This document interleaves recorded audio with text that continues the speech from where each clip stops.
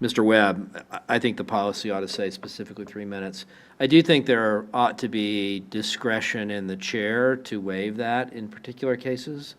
And I'm thinking about one, Mr. Webb would remember this one, discussion we had where a very senior and soon-to-retire school employee was not able to complete her remarks because they were going to last longer than 3 minutes, and it was extremely uncomfortable for everyone, the chair in particular, who had to enforce the policy. And so I would support in keeping the 3 minute limitation, but either have an understanding that the chair can waive that with general consent of the board, or include a specific exception unless the time is extended at the discretion of the chair. I would agree with that. I know exactly the situation that Phil is referring to, and it was, did not put the school board in a good light, I didn't think. So I think to have some sort of standard, but some flexibility is a good thing.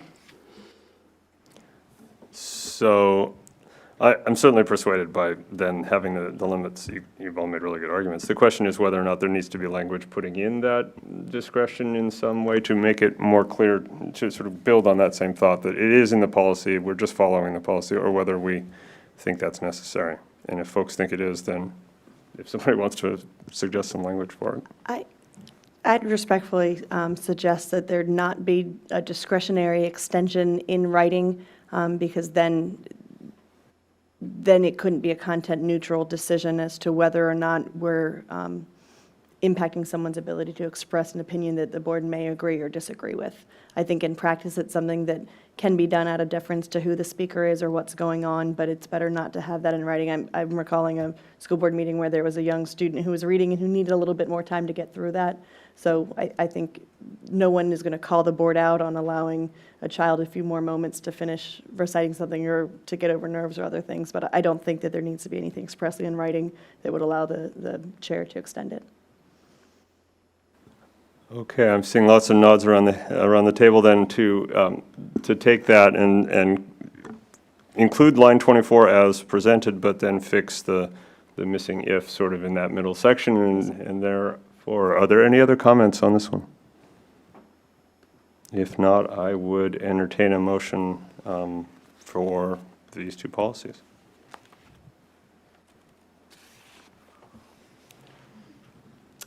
I move that the school board approve first reading of the following policies: BDA, regular school board meetings; BDDH, also policy KD, public participation at school board meetings. Thank you, Ms. Litton. Is there a second? Second. Thank you, Ms. Downs. All those in favor, please say aye.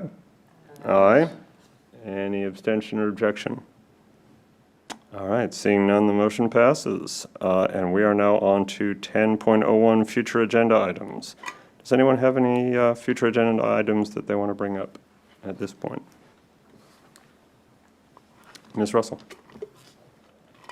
I think I've mentioned this in the past, but I definitely would like to revisit the topic of Jillian Williams' diversity study. And I guess specifically, one of his recommendations was a board action item that I think that we need to look at in terms of developing, I can't remember if it was a specific policy or if it was a statement, but something along those lines, and revisiting his report and the action item specific to the board. Okay, thanks. Mr. Webb?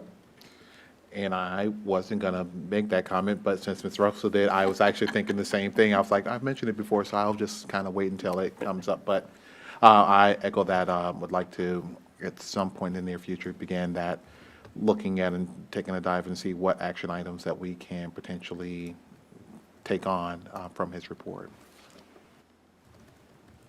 Mr. Reidinger? So I'm going to be a little less shy. I've got 4. But one of them has already been mentioned. I agree with both Mr. Webb and Ms. Russell that it's time for us to return to the diversity inclusion report. My particular interest is, I think it's going to be hard for the superintendent and the school staff to make as much progress as they could until we talk about what our objective really ought to be. What are we trying to achieve? What does diversity and inclusion look like to us? And I think that is a clear board-level decision that would inform and enable a lot of action. So I would strongly support discussing that. The other ones, which I'm going to raise now, some of which I raised before, but I think since we're starting a new board term, I'd like to throw out there. We have in the documents distributed for the board to look at today the chart of school population growth by different units. And it is very interesting. For example, we've always seen in the past that our enrollment can vary heavily based on what happened. It used to be Oakwood and now Falls Green. And this year, our enrollment did not go more because it dropped by 38, which is the biggest drop. In fact, that's a bigger shift even than from single-family homes. I think we ought to, because changes in population matter so much to us, and with the changing demographics that we've got around people for whom English is not an original language and economically disadvantaged students, I think it's important for the board at some point in the rhythm of our normal work to look at the demographics, what's changing in our population base and what's changed and why it's changing. Because we've had some variability from the Weldon Cooper numbers lately. And I think maybe if we work to understand what that is, and I mentioned before, I'd love to bring in some realtors to talk to us about what they're seeing in terms of people moving into the city, because they probably, got a better finger on a lot of what's happening than anybody else does. The third thing I wanted to mention is the general subject of technology. And there's both the overall question of use of technology in the schools, and I believe it was not last year, but the year before, or maybe it was last year, we re-upped the contract for all of the Apple devices. One of the things that we discovered when we did that is it's hard to make a choice about which technology to use in the course of a budget discussion. And there's a larger overall concern about have we found the sweet spot with regard to use of technology in our schools? Do we have too much screen time, not enough screen time? And I think that's given that we are such a technology-driven school system, that's something I would like to see the board turn to, not in a budget cycle, but in an actual course of a meeting. The last thing, sorry to throw out so many, I'd like to, perhaps personally, I'd like to return to the subject of standards-based grading. We had a work session on it earlier in the year that was very informative, had a number of school staff members come in and talk about the plans. I would like to hear a little bit more about what the experience has been and what the reality is. And I'll be very frank, I have now experienced standards-based grading as a parent, and I am probably more confused than I thought I would be.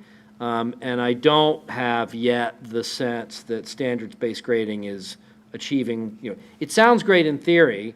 I just want to make sure that we're actually having improved grading and consistent grading and understandable grading, as opposed to something that's really confusing parents and not giving students good feedback. And that to me is less of a bringing in of people to explain standards-based grading to us, and more an examination of how it's actually working in the classroom. And from students who may support it and not support it, teachers who may support it and not support it. I'd be very interested in seeing a broad view of, because my mind is by no means made up, I want to see what the data is. So that's my set of 4, and I apologize for talking so long. Thank you, Mr. Reidinger. I definitely am hearing agreement on the first one of your 4 as being the same as theirs. Are there other comments about any of these others? Ms. Russell? I guess I would agree with Phil with regard to number 4 specifically, that I would like to have a check-in on standards-based grading and just, I guess, more data in terms of how things are going, how the teachers are feeling about it, how the students are feeling about it. And I guess this is a little off topic, but it's just directed at Dr. Noonan. They're having standard-based grading sessions this week to explain it.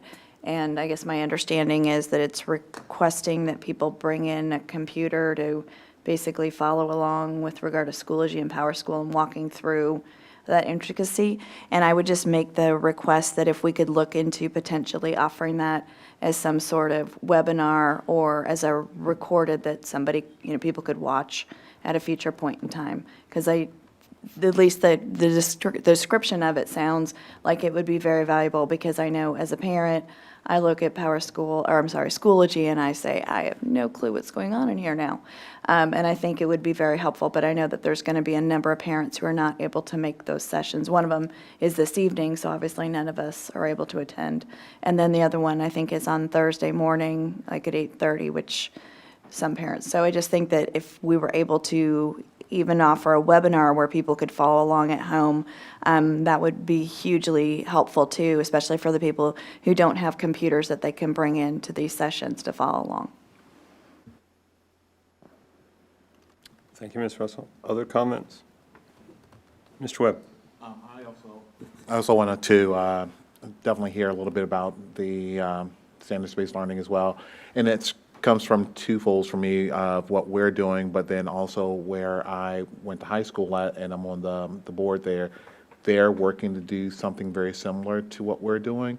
So I'd be very interested to kind of hear how the experience has been with our students and staff as they make that transition, because of what's going on here, I hear the exact same thing that they're trying to, students as well as parents are trying to understand exactly how, and for all intents and purposes, how colleges are going to look at that particular area. So I'd be interested to hear a little bit more about how the implementation has been going as well. Okay, thanks. Any other future agenda items? Otherwise, I'll try to summarize what I think I've heard. Ms. Downs? Hi, I have two suggestions. The first would be putting on the agenda a way that the school board could communicate more effectively to the community as to what we're doing. I think I had mentioned before that Arlington Public Schools, granted they're a bigger school system, but their school board releases a biweekly or a regular newsletter. So investigating, when I was campaigning, I think a lot of people were ill-informed as to what we do in our role of governance versus running schools. So I think that would be great for us and great for the community. The second is looking at moving up the calendar. So working on the calendar earlier in the year so that we're not in December talking about the calendar, but doing it more as trying to get it maybe even by the end of the fiscal year so that families can plan ahead. Okay. All right. Any other last ones? Otherwise, I'll try to summarize. So I'm hearing, and I'll simply say, I'm in agreement completely with the diversity report with the standard-based grading. I was intending to bring up the community communications idea at our retreat, because I think it is something that we should talk about, so I'm totally in alignment with that. So I'm hearing, I've now got 1, 2, 3, 4, 5, 6 items on here, and I'm seeing at least 3 that have multiple folks' support, so maybe we should start with those for scheduling up in upcoming work sessions. And Dr. Noonan, I'll be happy to sit down and figure out a timing with you on that one, and then pick up the others as well at a future conversation. So, does that sound fair to everyone? All right, I'm seeing nods. All right, thank you very much for that. We'll now move on to our superintendent's report, and Dr. Noonan.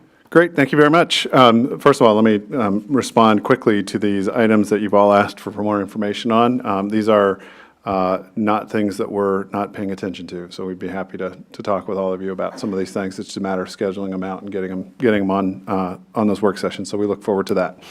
The first update, I'll just go school by school. Jesse Thackeray, the lottery for tuition-paying students, is open through the end of the month as part of the preschool program. And this part of the preschool program is key to ensuring that we have a balanced population of students, and we're hoping for a robust response. So there'll be an open house for any of our interested families January 22nd in the evening, and hope that folks will come out. At Mount Daniel, we have a really great new partnership with Rexon Park in